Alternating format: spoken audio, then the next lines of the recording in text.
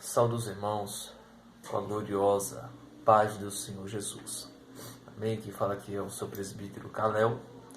E por este vídeo eu vim aqui trazer um ensinamento bíblico para você que é ministro do Evangelho ou que seja novo convertido, que queira ser participante do Evangelho de Jesus Cristo.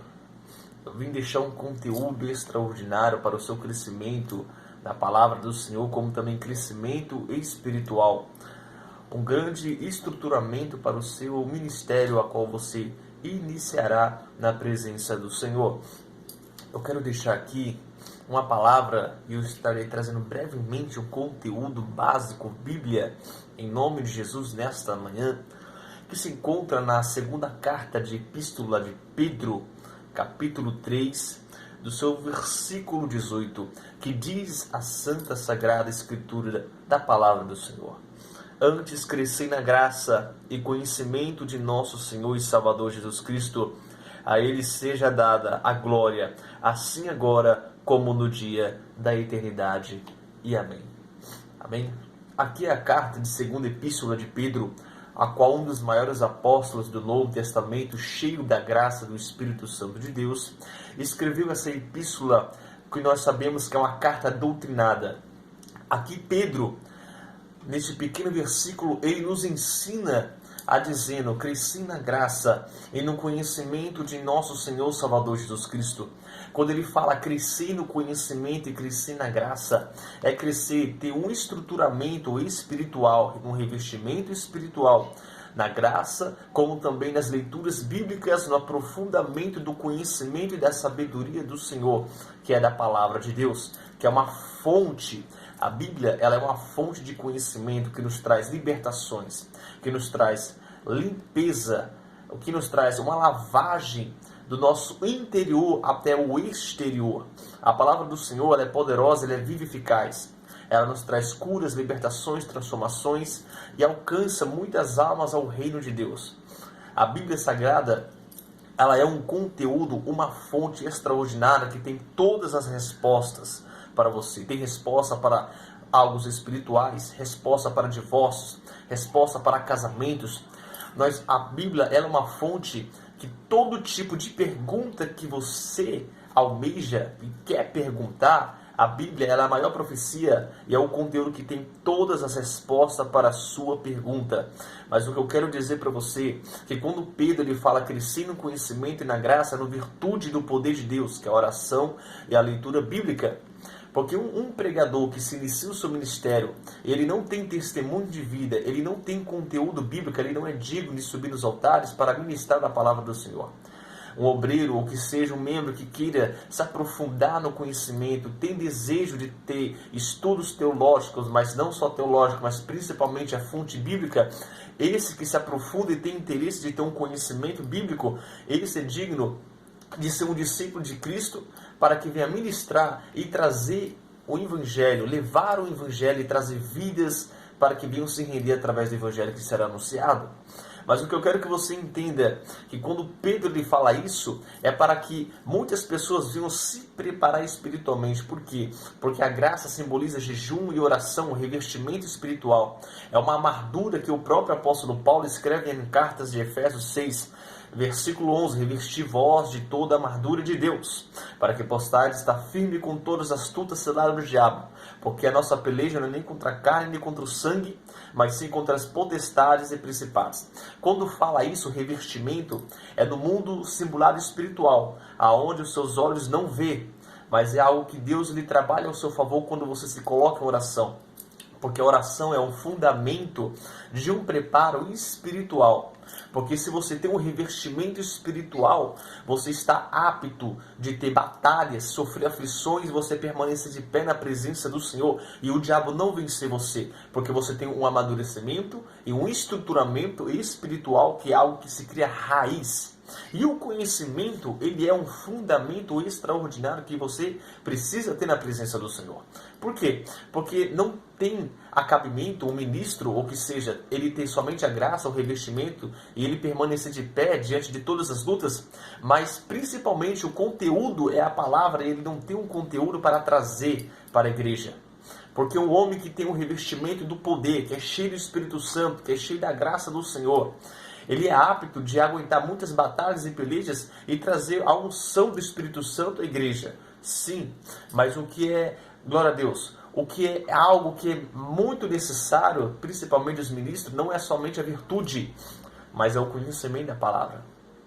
Porque você consegue trazer o poder para a igreja, mas você não consegue trazer muita edificação, porque a edificação vinha através da palavra. É por isso que Pedro nos ensina a crescer nos dois aspectos, nas duas características, nas duas convicções, que é o crescimento do conhecimento e da virtude do poder de Deus. Por quê? Porque se eu somente tenho o conhecimento espiritual, mas eu não tenho a virtude da oração do Espírito Santo de Deus, certamente eu não consigo trazer aquelas revelações, edificações que podem penetrar em muitas almas. Porque a Bíblia diz, olha como para você ver que a palavra ela é essencial no Evangelho. E principalmente para muitos ministros que estão iniciando o seu ministério.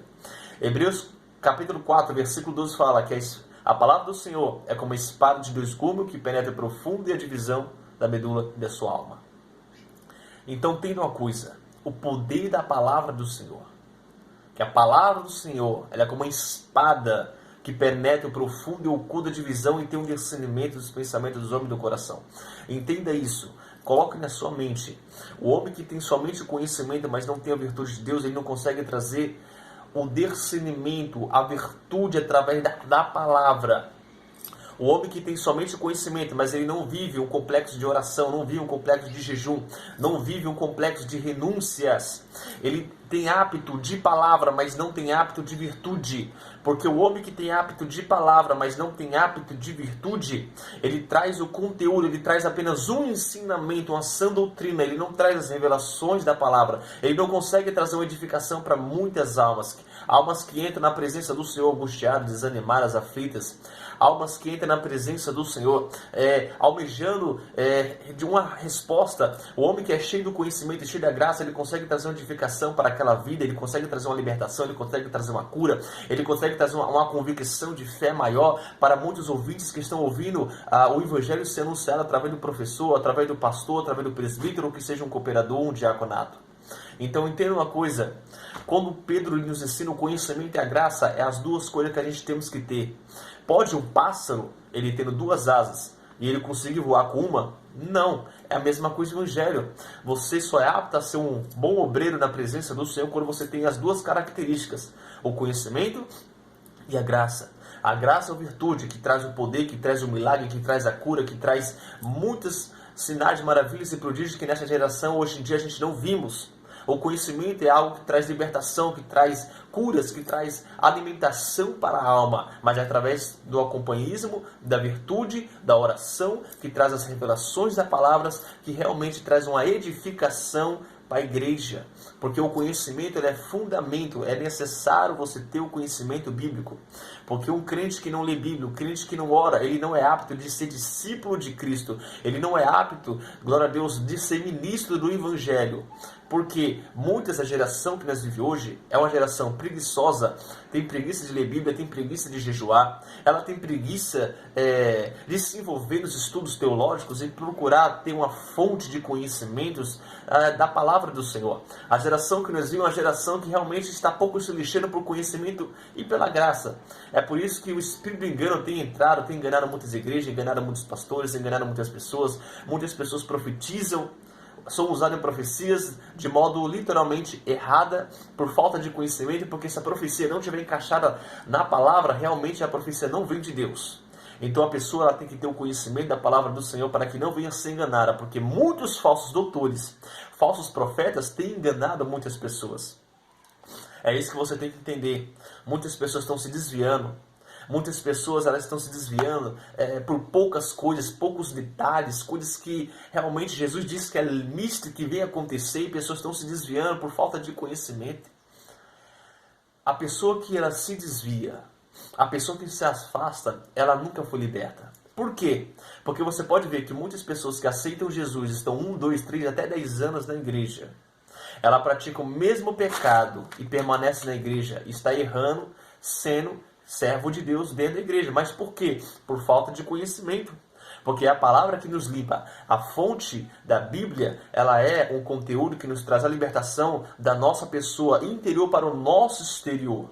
Então, se você vê que a pessoa tem muito tempo de ministério, está dentro da igreja e continua cometendo atos que não é lícito ela cometer de acordo com a palavra, é porque ela não tem um estudo bíblico, ela não vive a Bíblia. Então, quem não vive uma vida de renúncia, quem não vive uma vida de santidade, quem não vive uma vida de oração, de palavra, ela não é serva de Deus.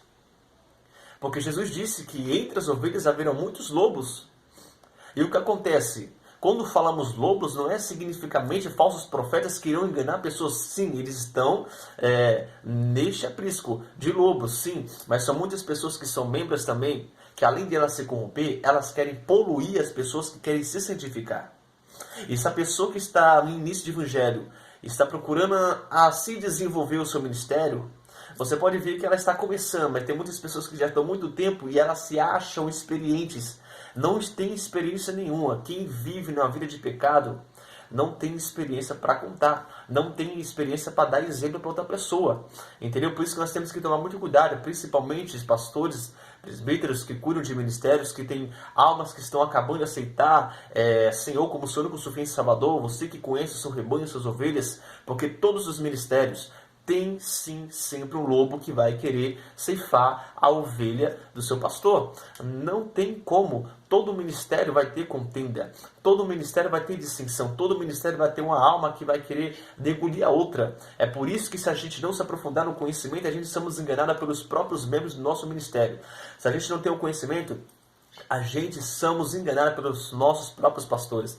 Se a gente não temos o conhecimento de Deus, nós somos literalmente corrompidos pelo pecado. A gente comete atos, atitudes, posturas que para nós não é iniquidade, mas na verdade é o pecado que nos está levando à condenação eterna. E a graça é algo que a gente vem a suportar na presença do Senhor. É necessário, o apóstolo Paulo ele escreve em sua carta tessalônica, 1 Tessalonicenses capítulo 5, versículo 17, orai sem cessar. Quando ele fala orai sem cessar, é viver uma vida constantemente em oração, porque você cresce na sua virtude espiritual. Porque se você não tem uma vida de oração, uma vida de jejum, verdadeiramente você não tem um estruturamento espiritual para você aguentar, seja uma traição, seja o que for, algo extraordinários que irão acontecer, que você irão ver, porque tem coisas que você não viu no Evangelho que você irá ver. E muitas pessoas se desviam porque acontecem escândalos de pastores adulterando e assim por diante, e muitas das vezes ela vê no quadro dessa, ela não suporta e se desvia, porque ela não tem conhecimento e não tem estrutura. Porque é necessário ter pessoas adultas no nosso meio. É necessário ter pessoas que vão gerar escândalo. Não porque Deus quer que isso venha acontecer, mas será misto que venha acontecer, porque isso é o evangelho que nós vivemos. Porque muitas pessoas andam corrompidas nos altares. Muitas pessoas andam enganando, pregando heresias, trazendo coisas, heresias para que venha corromper o seu povo na mentalidade do falso profeta. É por isso que a gente tem que ter uma convicção de leitura bíblica e de jejum e de oração. Porque se a gente não tem um conhecimento da graça e do poder de Deus, nem do conhecimento espiritual de Deus, a sabedoria de Deus, a gente somos enganados, a gente permanece na igreja pecando, e quando chega o julgamento final, você vai chegar em Jesus e vai falar para ele: Jesus, eu passei metade da minha vida na igreja. Jesus fala: não é a igreja, não é o templo que vai te salvar. Jesus vai mostrar os seus defeitos no último dia, no julgamento final, ele vai mostrar para você que não é o templo que te salva.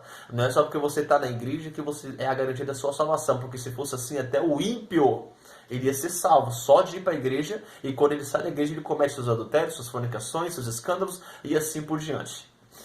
O céu é tomado à força, isso é Bíblia. Não é todo mundo que entra para o céu. O céu não é para todas as pessoas, são para os remidos e para os lavados. Jesus ele dá o livre-arbítrio entre a porta larga e a porta estreita. Acabe você saber a qual você quer entrar. Está entendendo? É por isso que é necessário você ter um estabelecimento do conhecimento do poder de Deus e da virtude do Espírito Santo, para que você tenha discernimento espiritual. O que aconteceu em Atos 5? Atos Apóstolos, capítulo 5, onde escreve o Dr. Lucas. quando fala que Ananias e Safira vinham oferecer uma oferta nos pés dos apóstolos. Ananias ele vendeu uma propriedade e tentou enganar o apóstolo Pedro, dando uma oferta que era praticamente indigna. Como assim indigna? Era uma oferta que ele estava tentando roubar, na verdade, a oferta do Senhor, dando aquilo que não era, na verdade, direito, era para dar a quantia certa, e ele não estava dando aquela quantia certa. E na verdade ele estava achando que estava enganando o apóstolo Pedro. O apóstolo Pedro é um dos maiores apóstolos do Novo Testamento. Eu tenho uma admiração pelo Pedro, porque ele era um homem cheio da graça de Deus. Então nós sabemos que Paulo é um dos maiores no conhecimento, na sabedoria, mas Pedro é um homem cheio do Espírito Santo de Deus. Então nós podemos entender que naquele momento Pedro ele conversa com Ananias e fala: você tentaste enganar mim, você não tentaste enganar mim, mas sim o Espírito de Deus. Naquele momento que ele fala aquelas palavras, automaticamente Ananias ele expira, ele morre. Logo mais vem a sua esposa, ele conversa com a esposa de Ananias e ela também morre inspirada porque tentaram enganar o Espírito Santo de Deus. E o Espírito Santo de Deus não tem como se enganar, porque Pedro teve o discernimento.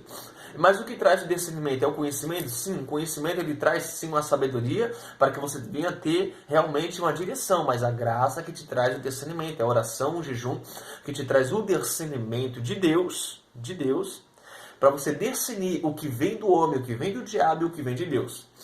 Hoje em dia a geração que nós vivemos é uma geração que é muito barulho, muito movimento, mas pouca espiritualidade, pouco conteúdo. Então assim, realmente, muitas igrejas que você vê barulho, muitas pessoas pulam, falam línguas estranhas, mas muitas vezes você não sabe se é o espírito engano, se é o espírito emocional do homem, ou se é o espírito de Deus. Entendeu? É por isso que nós temos que ter discernimento. As cartas de Coríntios, onde escreve o apóstolo Paulo, capítulo 14 em diante, vai falar sobre os dons espirituais, sobre a maneira que a gente devemos exercer os dons espirituais dentro da igreja do Senhor, porque ele fala que as coisas de Deus é com ordem e com decência. Quando alguém estiver entregando a profecia, muitos podem examinar e julgar a profecia, mas qual a pessoa é revelada e já tiver um aceno revelada, uma revelando a igreja, aquela pessoa ela tem que ficar quieta no seu lugar, ela não pode se levantar, porque aí já é bagunça. Isso já vira bagunça, porque o mesmo Espírito revela para os seus profetas. Mas se um já está sendo apto para profetizar, ou seja, revelar aquela pessoa, e Deus já tinha revelado aquele conteúdo para aquela pessoa, ela tem que permanecer calada e deixar o profeta ser usado. E julgar a profecia, examinar a profecia, entendeu? Para que não venha haver bagunça, confusão, porque o nosso Deus não é Deus de confusão. Porque isso é a graça que nos traz um discernimento. E esse conhecimento, que é a ação doutrina, é que nos traz a sabedoria para a gente ter uma convicção de visão diferenciada. Então, meus irmãos, fique com esse pequeno conteúdo, essa pequena palavra, a qual devemos crescer no conhecimento e na virtude de Deus. É essencial que a gente venha crescer da maneira certa, convictiva, tendo a virtude, a sabedoria, o conhecimento de Deus, porque muitas pessoas estão perdidas com a Bíblia na mão. Então, que você seja, ou que esteja escutando, ouvindo e vendo este vídeo, que você seja um futuro profeta, profetiza bênçãos e vitórias sobre a sua vida, e que você cresça no conhecimento e na palavra do Senhor. Não esteja preguiça de ler, não esteja preguiça de orar. Eu sei que vai ter momentos que a sua carne não vai querer que você ore, não vai querer que você leia a palavra do Senhor. Mas aí quando vem aquela palavra que nós devemos oferecer, nossos corpos em sacrifício vivos, o apóstolo Paulo escreve essa carta e fala pra gente. E é isso, é quando a gente sacrifica a nossa carne, aquilo que a gente não quer fazer, mas é necessário para a gente fazer, porque é para o nosso bem. Amém? Que Deus abençoe você, em nome de Jesus.